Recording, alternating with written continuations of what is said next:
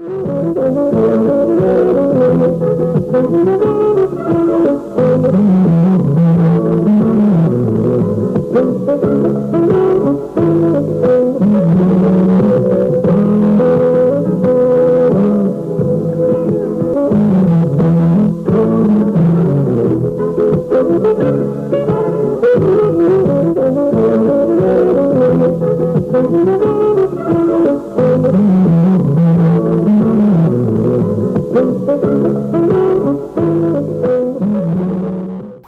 it's that time again when we discuss the most salient issues with a leading personality.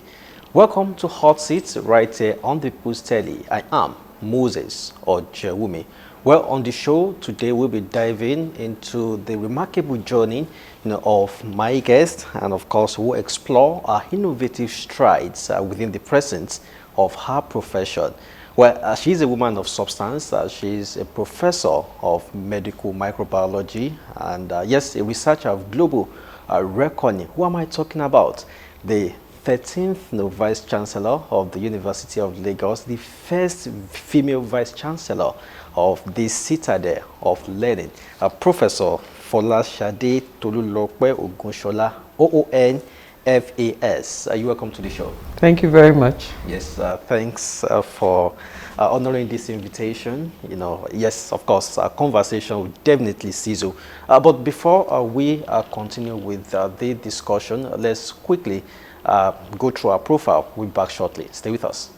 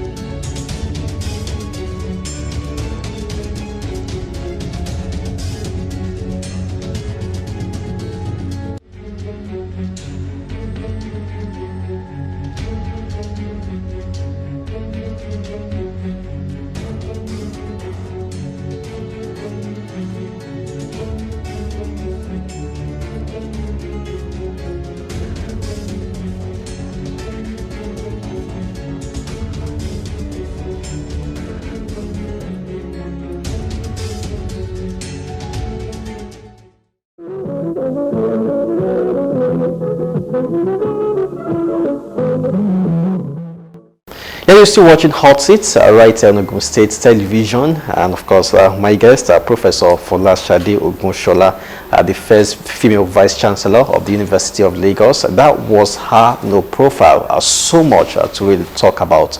Well, you're welcome to the show once again. Thank you. Yes, well, let me start with this.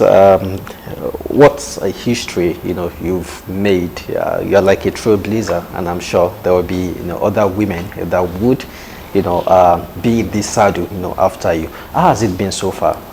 Close to 2 years now. It's been eventful. I say that I came in at a time there were a lot of changes going on and needing to go on in the country.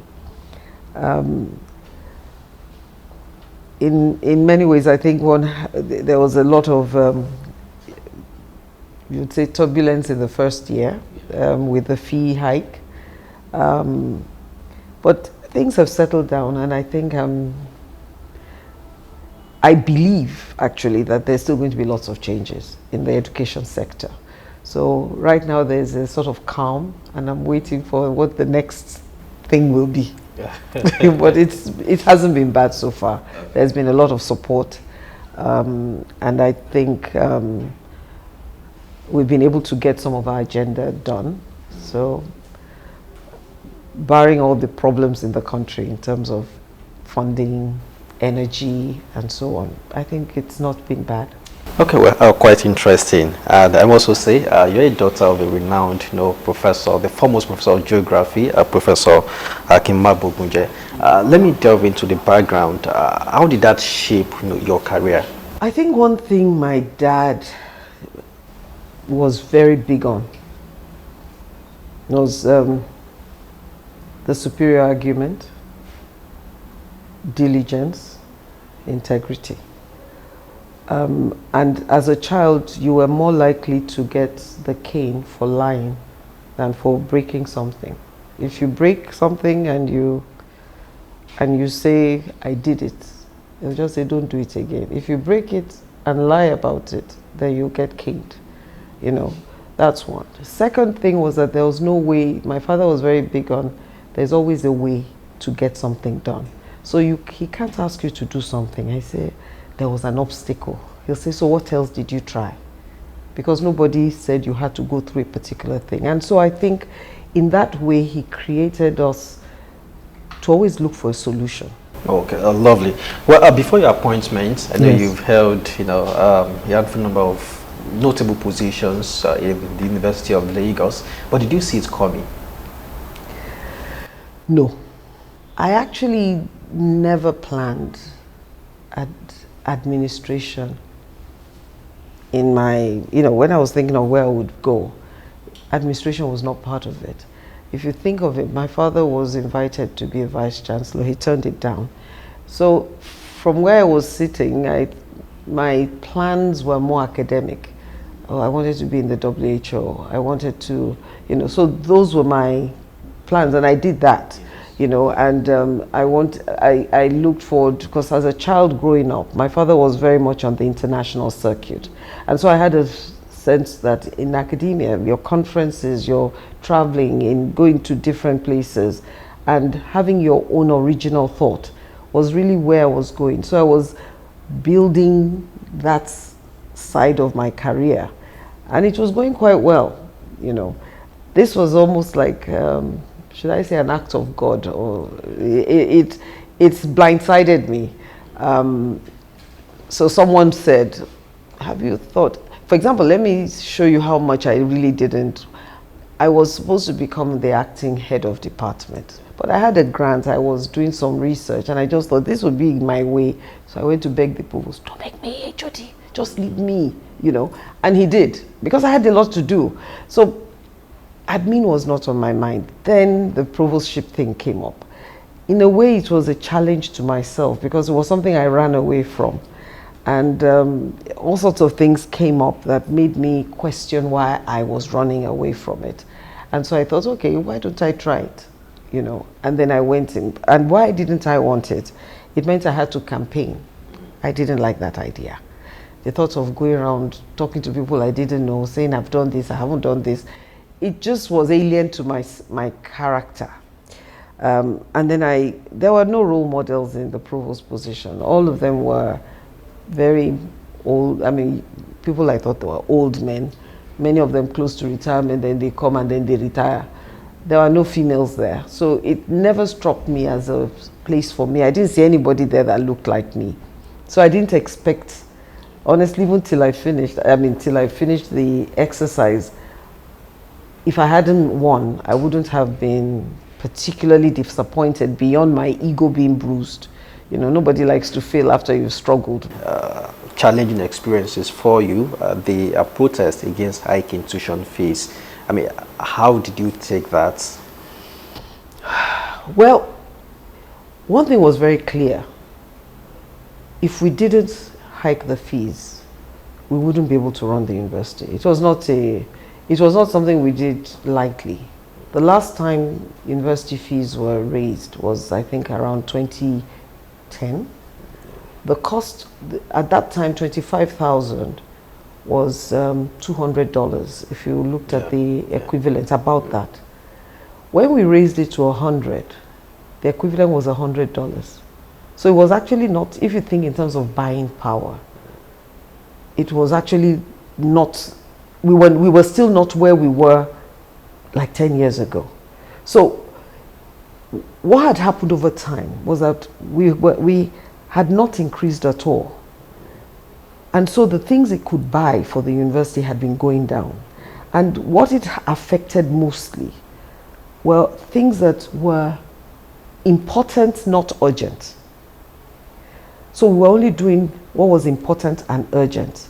But everything that's important, not urgent, soon becomes important and urgent. And where we were when I came in, so every Vice Chancellor for quite a while have wanted to raise it, but the political will was really not there. Not from the Vice Chancellors, but the country's mood. And I don't think government itself at that time wanted, because they had promised free education. But there's nothing free.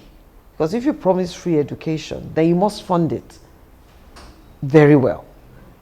Otherwise, we would have the form of education, but not the real thing. And the world is changing so quickly. The things we need for anybody that comes into school to be able to survive outside, we didn't have it. Now, during that fee hike, I got a lot of people saying, let the poor breathe. Yeah. And my answer to them was, let's remove the poor from the trap of poverty. A good education does that. But if you continue with this trajectory where no funding, then they will get something, but they won't be able to compete out there. So they'll remain poor for life. Because really, what will take you out of poverty is not that you went to university, but that did you actually become competent enough to survive in the world of work? But I mean, their problem would be, I mean, the affordability of the good education. The point is, it is not to say the university should not charge. What we should be fighting for is for government to help people to afford it. Everything has an intrinsic cost. It's not as if the universities run on air. So if you don't have the resources to give the good education, we're not going to break down the walls. But what will happen are the things that will give you that good education will not be there. So you will think you've come to university, but is this how university should be? Is another matter. So what we should have been fighting for are bursaries, loans, and things like that. Whether you like it or not, if you have gold, there's a cost to gold. You cannot buy gold with the cost of copper. It's not possible. So if you have the cost, if you have money for groundnut, and you say that groundnut will get you, you know, will get you a party, a bottle of groundnut. It's different from a bag of rice. So if you have the money for a bottle of groundnuts, and what you need is a bag of rice, well, we can dress a bag and not put rice in it and just put newspaper. So it will look like a bag, but it is not rice. That's all we're doing. And there are many things that go into the knowledge economy, and the world today is working on the knowledge economy. So when we say we can't afford it, is it that we can't afford good education? So the fight should not be, the question is, can the universities give you that good education on the cost we're paying? No, because it's really not money. 25,000 a year is 2,000 a month. Does that buy you education? Is the question we needed to ask ourselves. But you have to reduce the tuition fee, though not that significant. Did that come as an afterthought? It was not an afterthought. Let me tell you, when we calculated how much we needed, it was at least 5 times that. Then we worked out, okay, what can we do? That if we are moving from where we were, we're not where we should be yet. So the reduction was as a result of the negotiations with NANS. But even we were not prepared to go below a certain amount, because below a certain amount just negates the whole thing. Now the cost of everything has gone up again. You see, as I told them, it's not that we just sat down and thought, oh, let us increase costs for a joke. We looked at the things we're supposed to do to provide good education. You see, the thing is, we as a people, we don't want to pay. And but we complain that we're not getting the quality of those who pay for not paying. You can't eat your cake and have it. Now, I'm an employee as well, and I have to use the resources to give good education. We do a lot of, should I say, a lot of creative ways of making things work. But you can only pull things for so much. We also have a duty to our lecturers, because if you have lecturers who are not happy, you cannot have good students.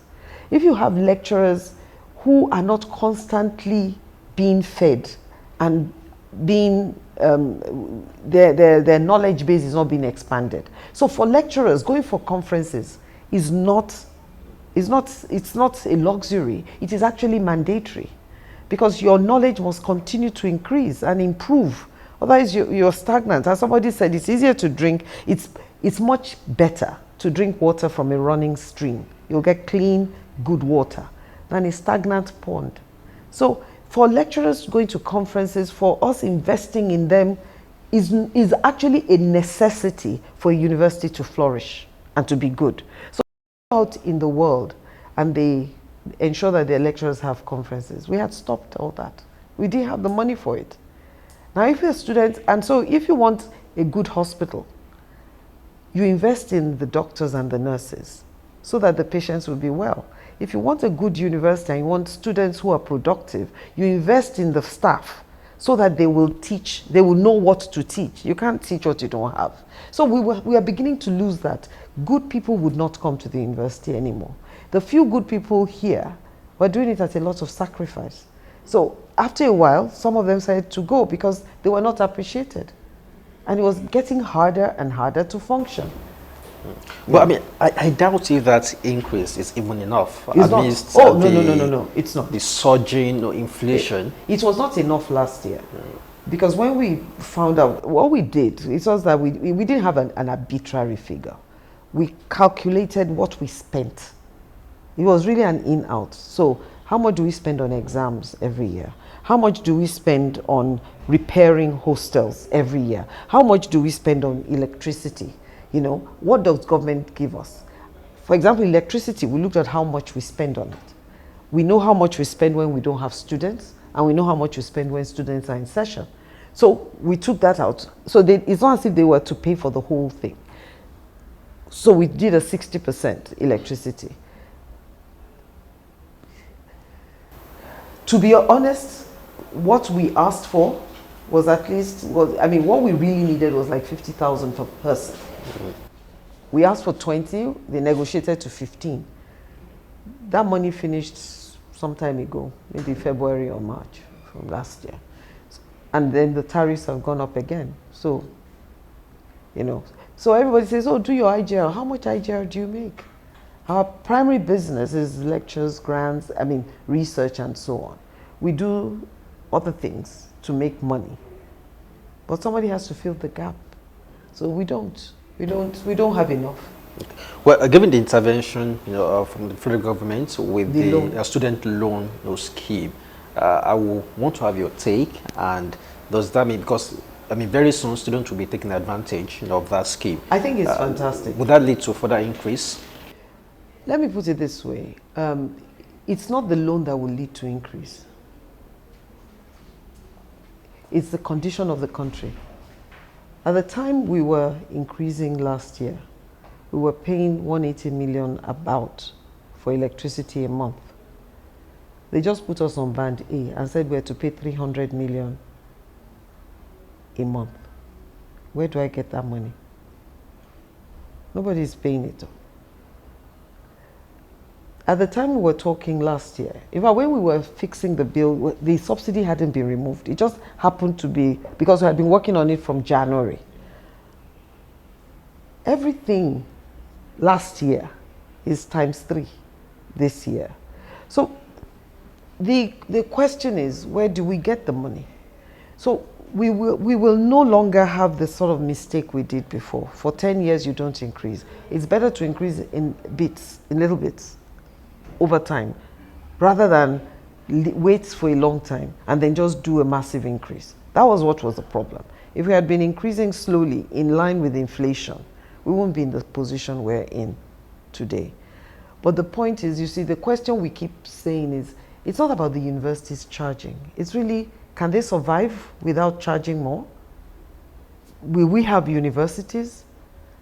we're the cheapest universities in West Africa. You know, so we have to find a way.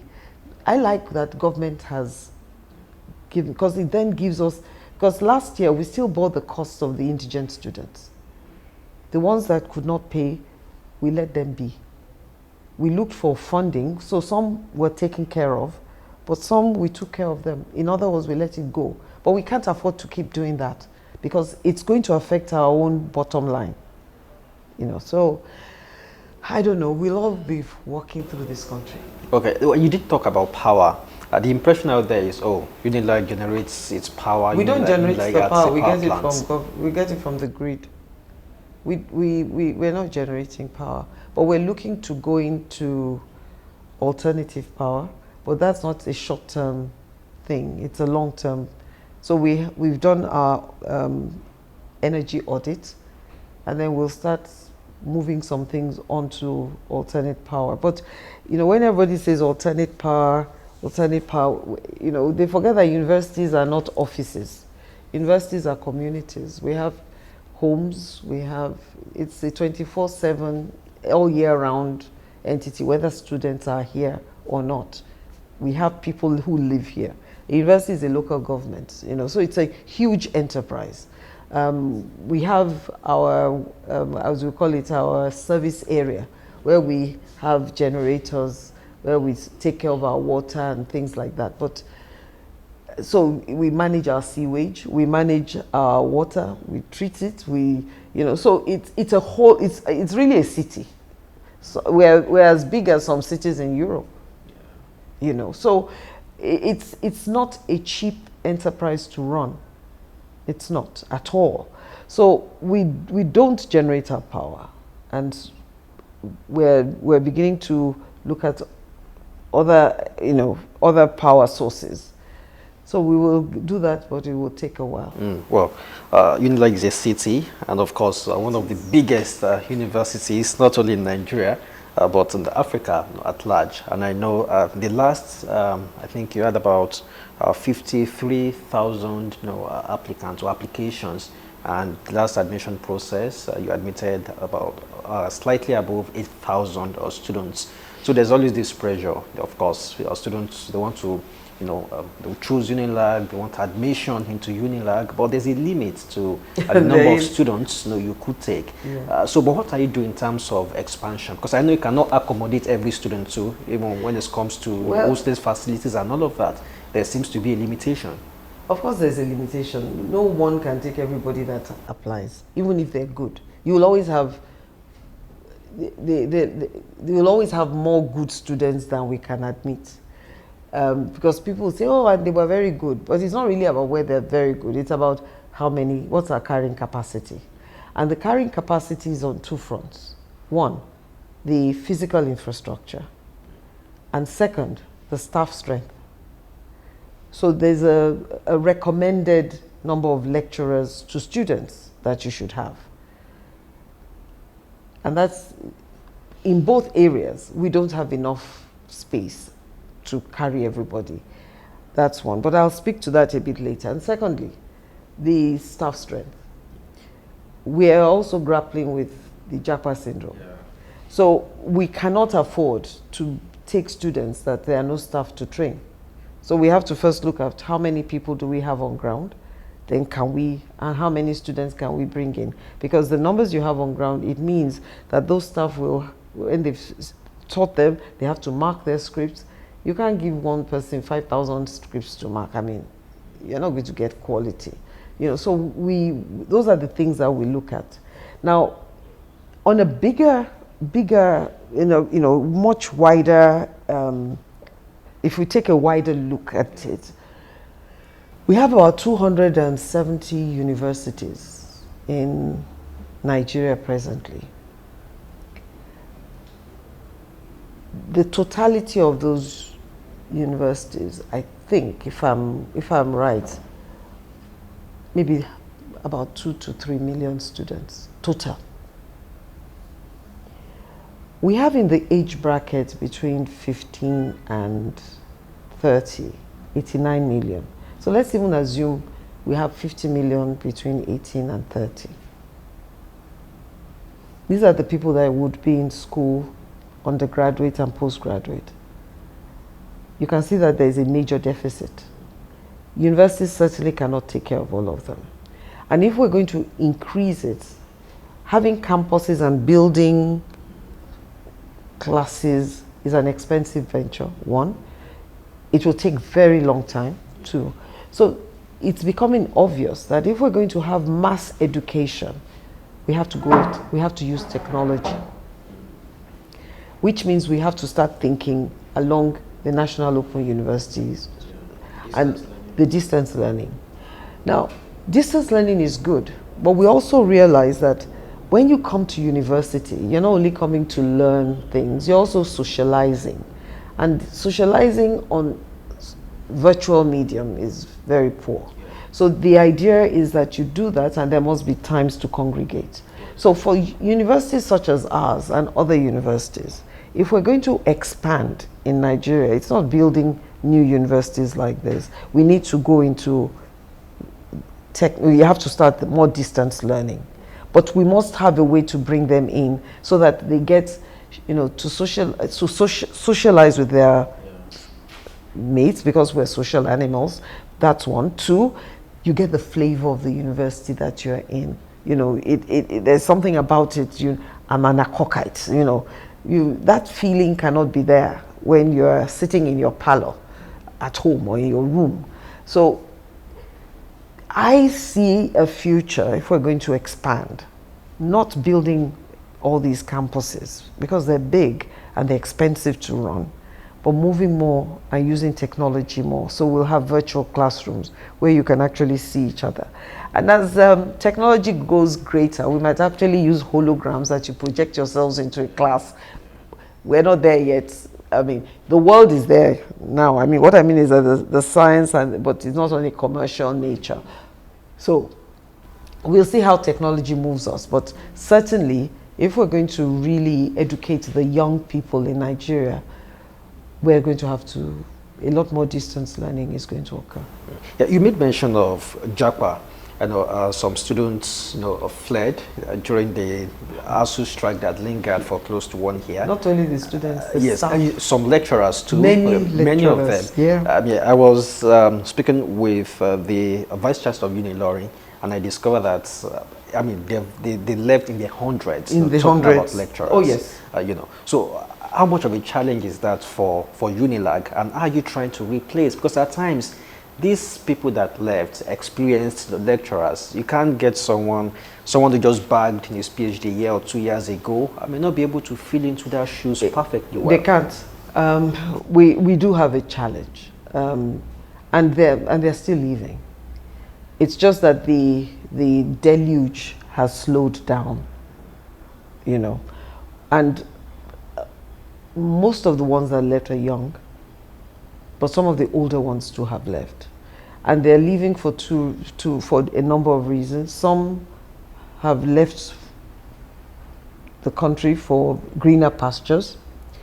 Some are just fed up of being lecturers because the pay is so bad, and they feel if I sit in my house, I'll be better. Some have left like that. I've had to tell some people, stay with us for a while.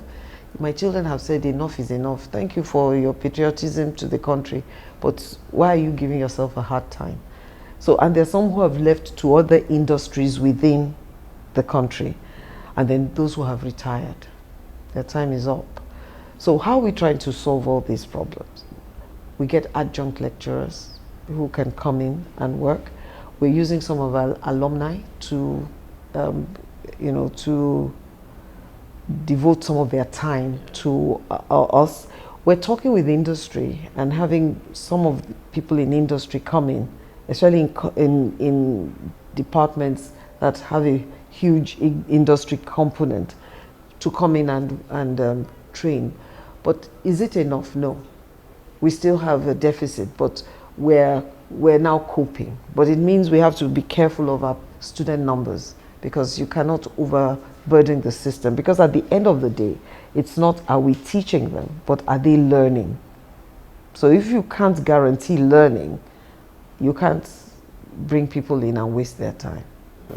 So, but how has been your relationship with the student body? Because the last time I checked, I don't think UNILAG has an SUG. Oh, we don't. But we've started the process, and we didn't for good reason. We had an SUG, and they went violent, burnt buildings, so they were abrogated. In 2017, the Vice Chancellor then brought them back. Within a year, they went violent and tried to kidnap the Vice Chancellor, so they were abrogated.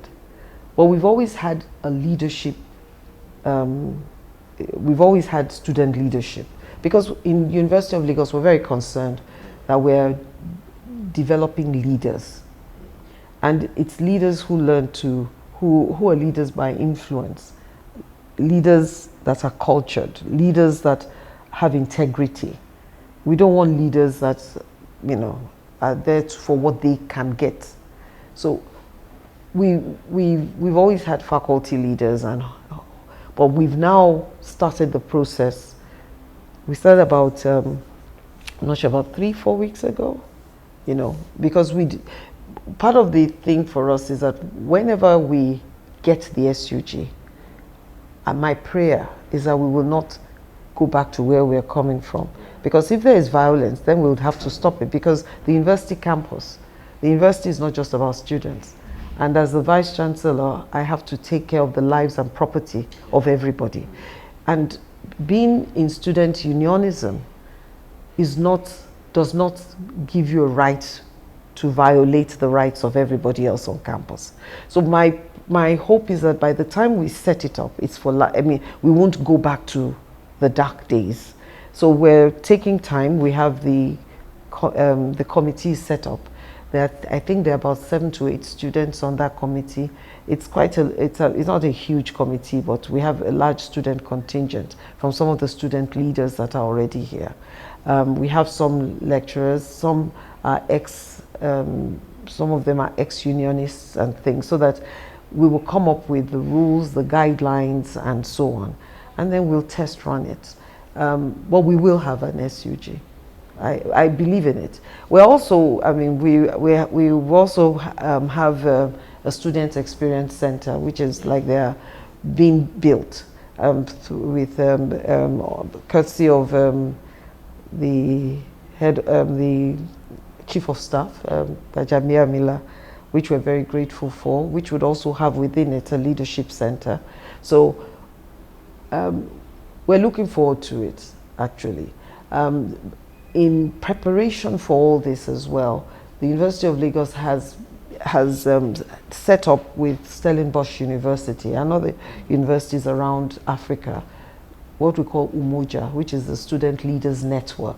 So our leadership will also mix with other students from other countries, so that they get to see that disagreeing with management is fine, but what they need to see is that management is there to make sure the university works and that the students have a great time. The student union are there to support them. And so dialogue is really, what we should be doing, because we're all working together from different areas, but everybody has the same goal, that this university is great, that students have a great experience. Because for any Vice Chancellor, part of your remit is to make sure students have a great time and to turn out leaders for the country.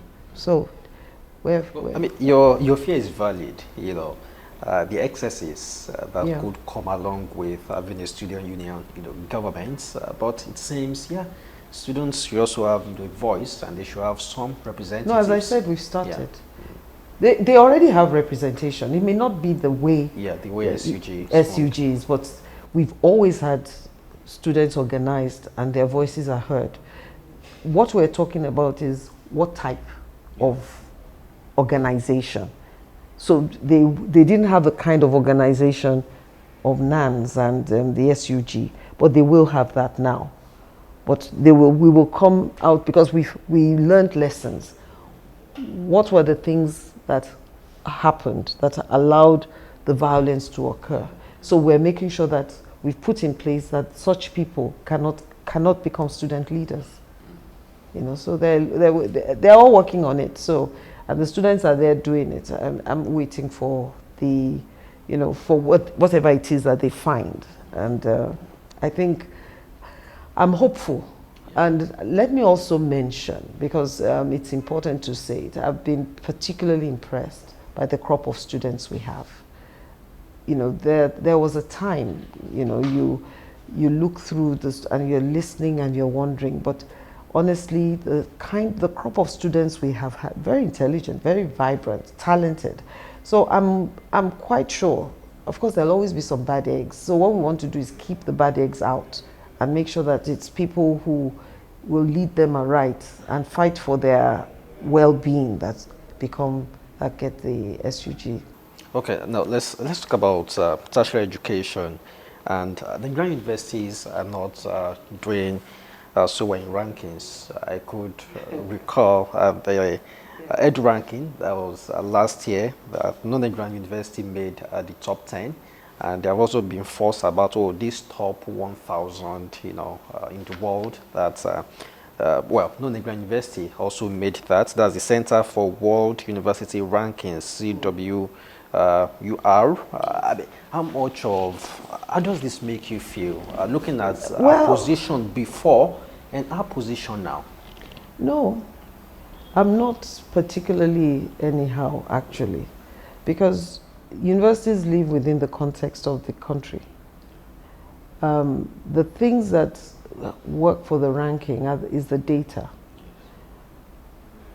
And the things that are looked at for ranking, they look at the ambience, the environment, they look at the teacher-student ratio. They look at, now, our teacher-student ratio in the last 1 year has gone because people have run away. They look, we've been on strike.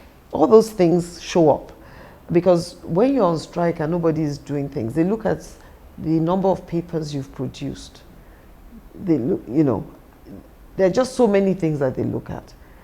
When those things are not there, you won't be ranked. It does not necessarily mean that the university is bad, but at this point in time, you don't have the data to support what you're doing. In overall rankings, we came down. But if you look at our research profile, in other words, the publications and the citations, it's continued to go up in terms of research quality. But if you look at research environment, it was down. If you look at teaching reputation or something like that, it's not good. But then they look at you against other universities. So in some, we're average, even though the figure itself is not necessarily, we're similar to our peers. So we've interrogated it. A lot of that really came to the fact that when we're doing these rankings, we make sure that the information is available. We didn't have the staff. We're busy fighting all sorts of things. So the things we normally would do to ensure that our data went out, there was a siege essentially most of last year. So the results come out early in the next year. So I'm sure that by the time we come out next year, we will be in a better place. Okay, yeah, we are optimistic anyway. And let's talk about your field. You're a professor of medical microbiology, and you've consulted for, obviously consult, I don't know, for WHO, World Health Organization, NCDC, many national and international organizations. And I could recall in 2018, you expressed concern about disease prevention and cholera in Nigeria. You identified poor hygiene and overuse of antibiotics as practices that foster the antimicrobial drug or resistance. Now there's a cholera outbreak. It's as if you saw the future that time. Yes, and I'm not surprised. I don't have an answer to exactly why this one happened, but I'm not surprised. If you think about it, we've been having a lot of floods. There's climate change.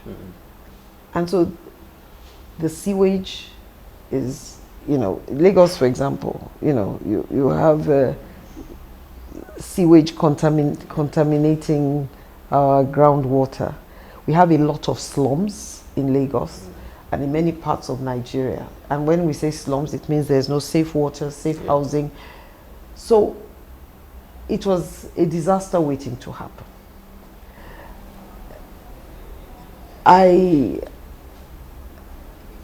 Cholera comes when you can't provide safe water, safe housing, safe. So, and that's one. But pushing this is also the explosion in our population.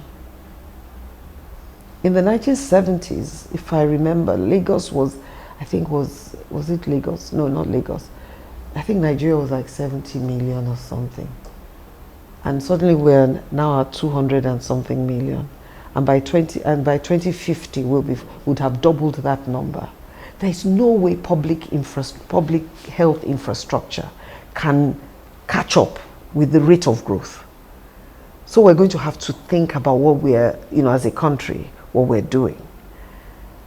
That rate of growth is beyond that one. And then we have climate change with global warming and rising sea levels. And a lot of us have water boreholes. Some boreholes are not that deep, which means that if you have groundwater affected, contaminated, it's going to affect. And then many people post-COVID were thrown into poverty, So it was really, I would say things like cholera, disease of poverty, really. And when I say poverty, I don't mean money in your hands, but the fact that you don't have the right structures and the safety things. We would get rid of a lot of diseases if we had good housing, good water systems, good sanitation. We're the defecation, open defecation capital of the world. Yeah. People defecate everywhere. So it was a matter of time. It was just a matter of time. And then now we have a lot of people in ID camps in unsavory conditions. It was going to happen. But how will you describe the efforts from the federal government, state governments, so far? Well, I would say that they're doing a good job. Something we always forget is the size of Nigeria and the population. When you look at some countries, the total population is 17 million, not even up to Lagos. So that when you mobilize, by the time you've done 8 million, everybody knows 50% has gone down.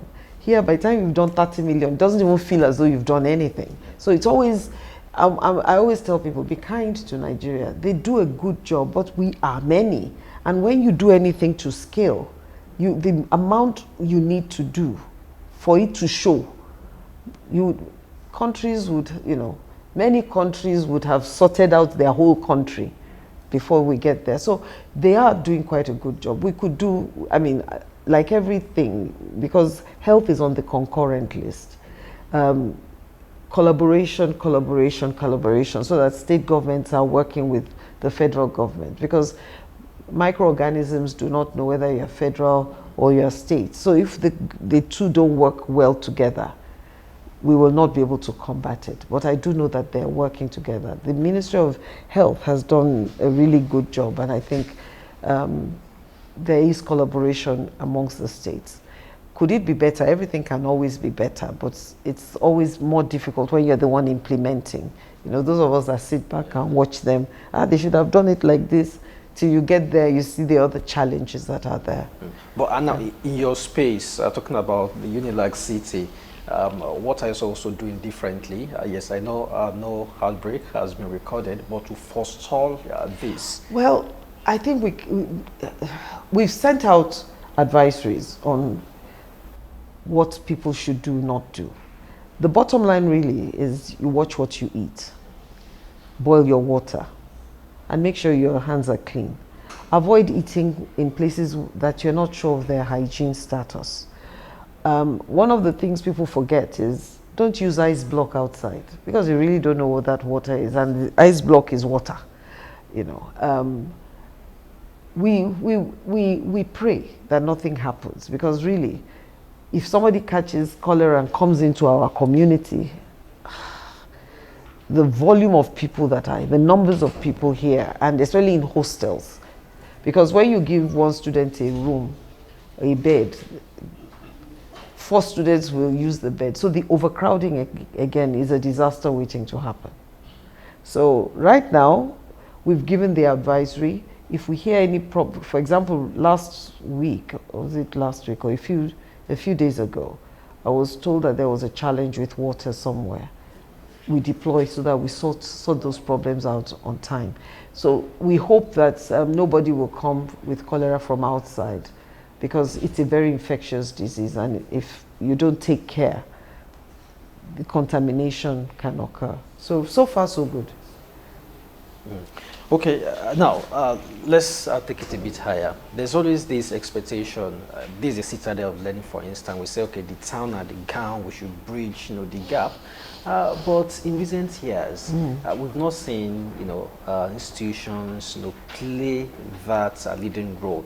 Yes, there are dissertations, there are discoveries. I don't know. It's as if the academia seems to be blinking in the dark. People out there don't even know some of these discoveries. Or is it that the political class seems not to be interested in the research, the findings, that could as well help this nation? The town and gown collaboration occurs at many levels. One of the things that's very clear globally is that the rate of knowledge acquisition and use and discoveries is going on faster in industry than within the universities. That's a global, that rate of dynamism. And so it's become imperative that universities and the town work together. There's a lot of it going on here. There's the issue of the town coming in to share their knowledge. So we have a lot of partnerships around that area. There's also the in understanding what the town needs, so that you give what they need in terms of because our products as students is we're creating a workforce.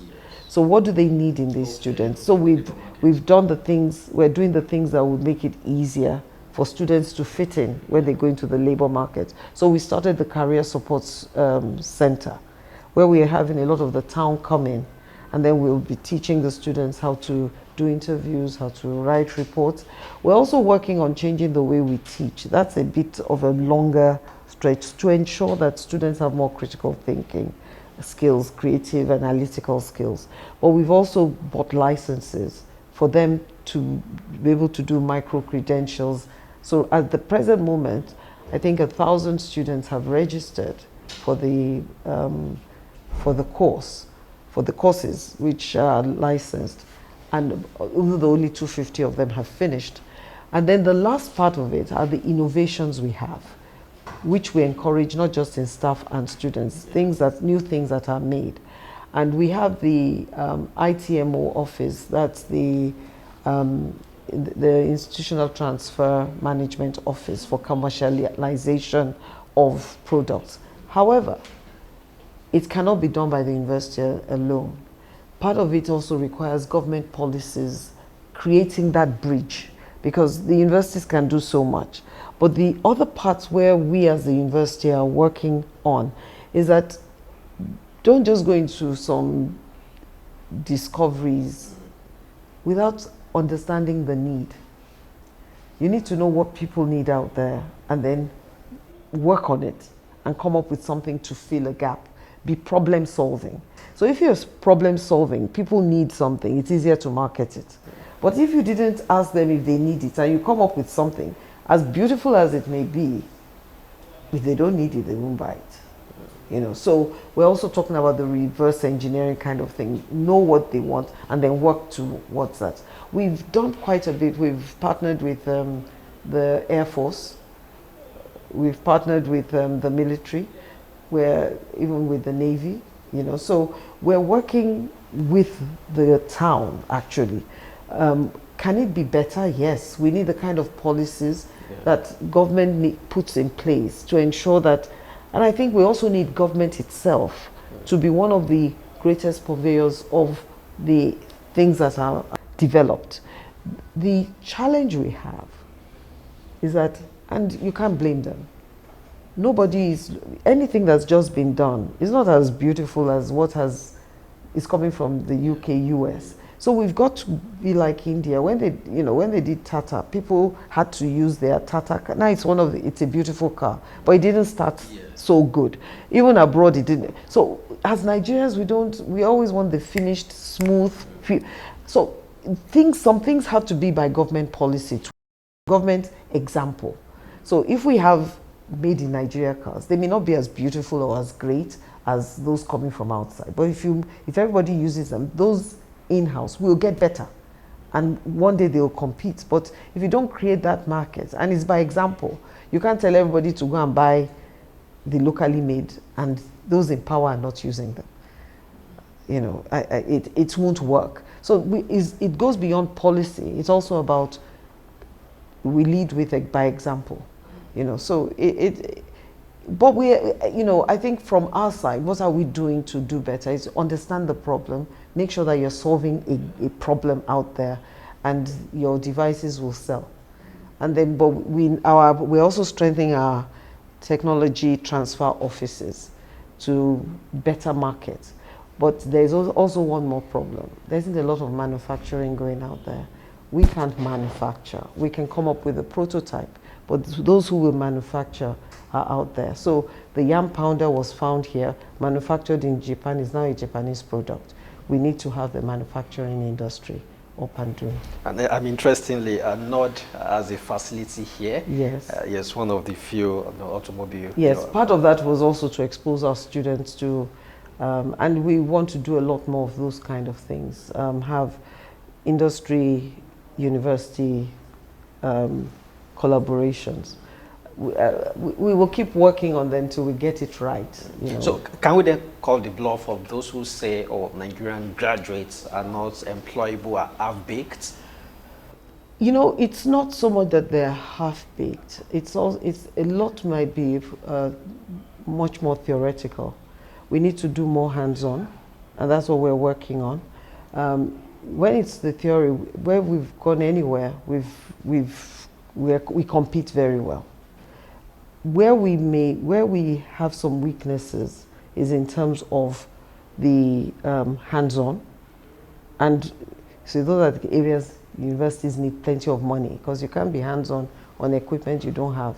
But we're looking at different ways of ensuring that when they go into industry, that they really have exposure. The second part of it, which we got from some of our collaborators, because a lot of, for example, our students are being employed directly from here by places like Bank of America and so on, is that when they first come, they're not as confident. So the skills they need are not necessarily because they're not good, but in terms of those communication skills, taking the initiative, not being so shy. Don't forget, our culture is don't talk. Don't push yourself forward. But the world out there wants you to speak up. And we train our children, especially Yorubas, don't speak when adults are speaking. Whereas in the workplace, they want people who are confident, who see a problem, and don't wait for somebody else to come and do it. You take charge. So we need that sort of cultivation of a culture of speaking up, taking charge, communicating your problems, giving feedback. We're not very good at feedback as well. Being creative, that there's no problem that cannot be solved. They say, go and do something. You couldn't do it because they said you should go like that. And you are waiting for somebody to tell you to try this way, to try. Nobody's going to tell you. They expect you to do it without being told.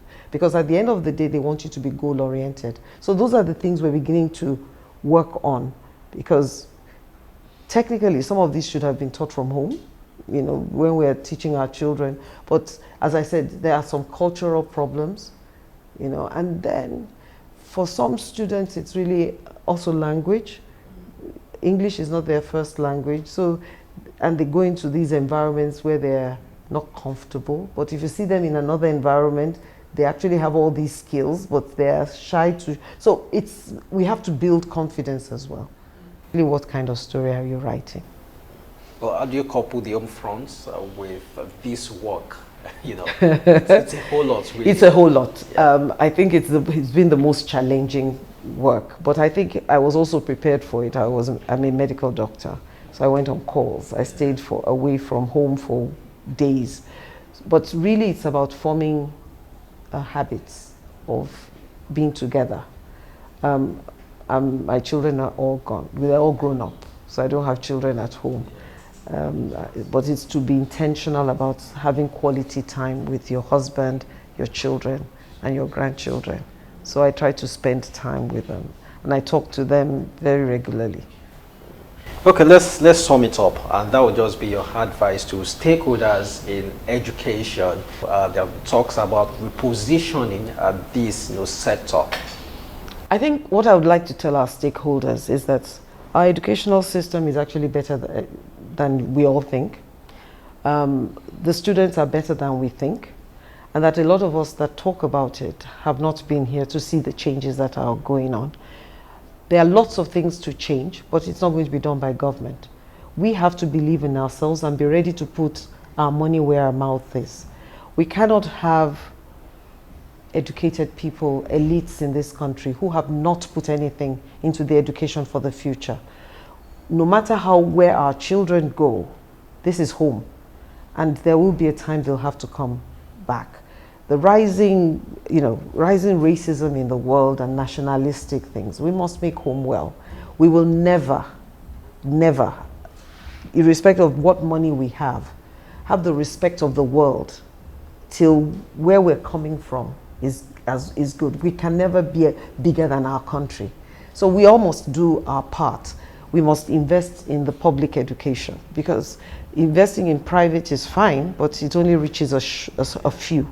If you really want this country to be good, and we want our children, whether we're rich or not, to have a comfortable environment, then we must invest in our universities, in our primary schools, and in the teachers. And the last one is that I believe that what we have done with teaching is really a tragedy. In many countries, it's where the most intelligent people are.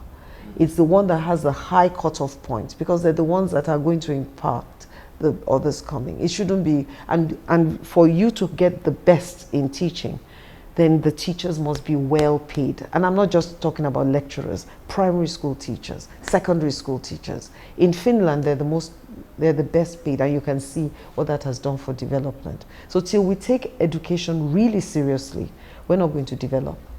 We've been paying lip service to it, but we must. I think that's a good place to leave it. Many thanks, Professor Folasade Ogunsola. Yes, you did end on a very, thought-provoking note that proper remuneration for our teachers. I mean, teachers at all levels. So thanks once again for allowing us to come into your office. Thank you very much. You did let us into your journey, your remarkable journey, and the challenges here, and what you are doing to surmount these challenges. And we wish you the very best. Yes, the very best, really. Because you're a trailblazer now, like I did say. After you, we also expect more women to I look forward to that exalted seats. Thanks once again. Thank you very much. Yes. Thank you. And that's the show today. Many thanks for joining us. Well, we come your way again next week with another personality. Please, till then, stay safe and stay out of trouble. Bye for now.